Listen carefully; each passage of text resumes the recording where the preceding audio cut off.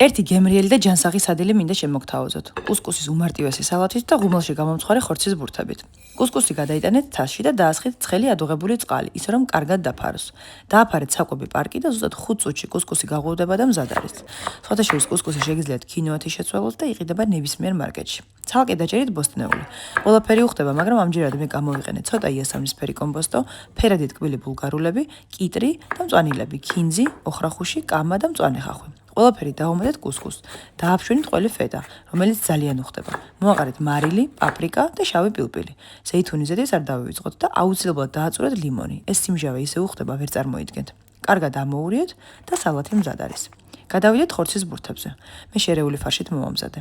ერთი სიტყვით, ფარშს დაუმეტეთ დაჩოპერებული ქინძი, ნიორი და ხახვი, ასევე კვერცხი, მარილი, პაპრიკა, სვანური მარილი და შავი პილპილი.